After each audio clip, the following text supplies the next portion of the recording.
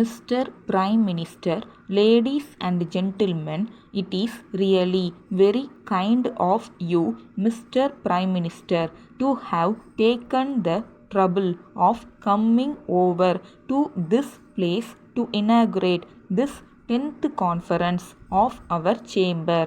Our thanks are due to you for responding to our invitation to grace the occasion with your presence in the midst of important activities and duties. I hope you would have had the time to go through the papers sent to you which explain the activities of our chamber.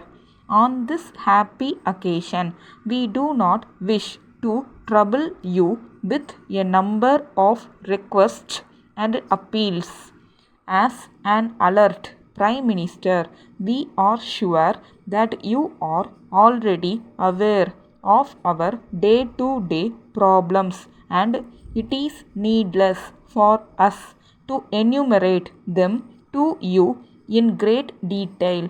Nevertheless, I consider it my duty to bring to your kind notice certain areas in which we would very much like your sympathetic consideration in the light of the facts which are in our favor.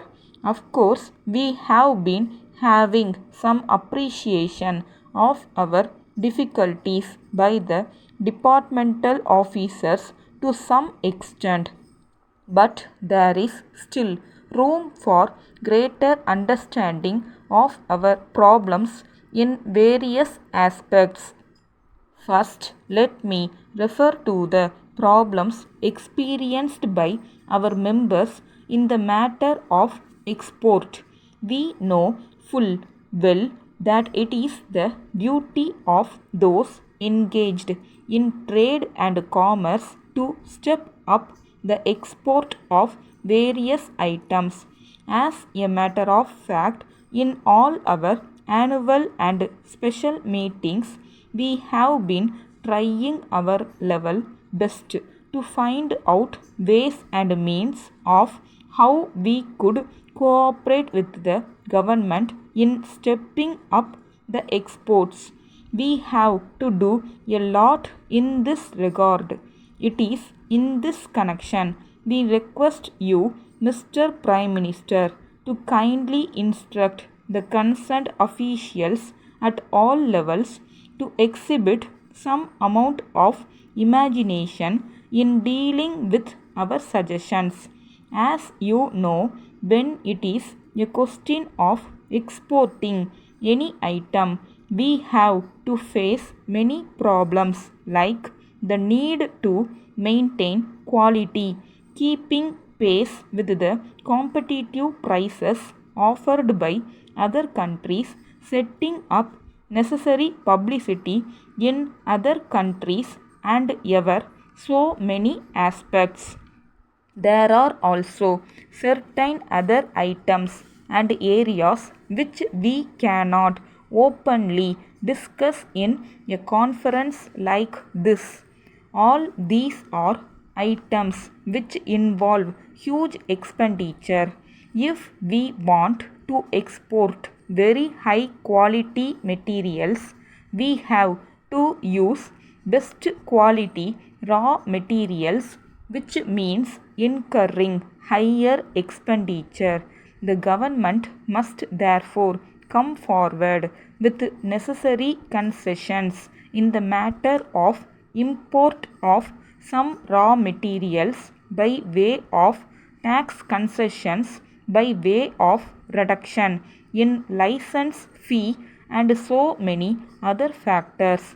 It is our sad experience that we do not get full cooperation from the departmental officials for some reason or other. This state of affairs should change sooner or later, unless the present procedure to deal with the problems of exporters undergoes a radical change. The export trade will be affected. Letter dated 10th May 1983 from Messrs. Ganesh and Company Limited, Madras to Messrs. Sundar and Sons, E-Road. Dear Sirs, we are very sorry to inform you that you have not paid our bills for the past 10 months. We have sent you several reminders by post besides a number of telephone calls. In spite of all these, we have not received the payment.